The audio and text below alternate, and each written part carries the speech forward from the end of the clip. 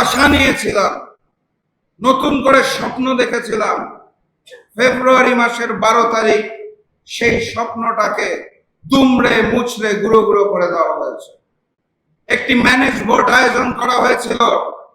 এখানে যারা প্রবীণ রয়েছেন তাদের মনে থাকার কথা, তরুণরা নাও চিনতে পারে 2008 সালে একটা নির্বাচন হয়েছিল বাংলাদেশে। চমৎকার তকমা লাগানো নির্বাচন। ভোট কেন্দ্র দখল করা হয় নাই, ব্যালট বক্স আগে থেকে সিল মেরে রাখা হয় নাই, মারামারি হানাহানি কাটাকাটি কিছু হয় নাই, কিন্তু ফলাফল গণনা এবং ঘোষণার সময় পরিবর্তন করে দেওয়া হয়েছিল। সেই 2008 সালের স্টাইলে আমরা এই সর্বশেষ নির্বাচনটা দেখতে পেয়েছি। নির্বাচনের একদিন পরে নির্বাচন কমিশনে গিয়েছিলাম 11 দলের পক্ষ থেকে, বুঝার জন্য আপনাদের অনুভূতিটা কেমন।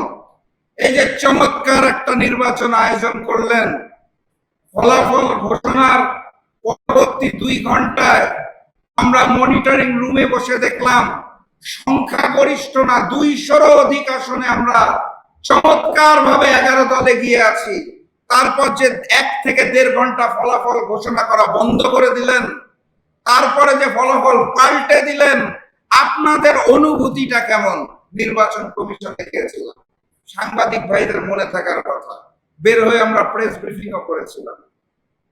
তারা আমাদের উত্তর দিয়েছিল, একটা নির্বাচন হয়েছে, দেখুন যেখানে একটাও খুন হয় না, বড় মাপের কোনো সংঘর্ষ হয় না, কোনো মারামারি হয় না।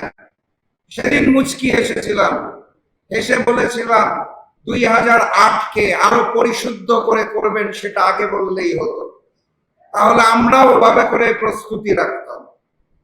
ওনারা এটার কোনো পাল্টা জবাব দিতে পারেনি।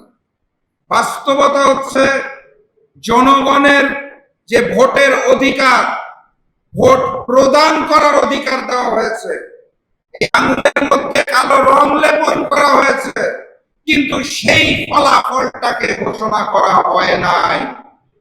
সেই ফলাফল যদি ঘোষণা করা হতো তাহলে আজকের এই ব্যানারে স্পষ্ট করে লেখা থাকতো ডাক্তার শফিকুর রহমান, মাননীয় প্রধানমন্ত্রী বাংলাদেশ সরকার।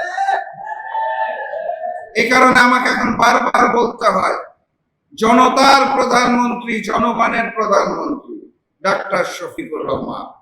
কারণ তিনি প্রধানমন্ত্রী হয়েছেন, সেটা কেড়ে নেওয়া হয়েছে। সংগ্রামী সাথী এবং বন্ধুগণ,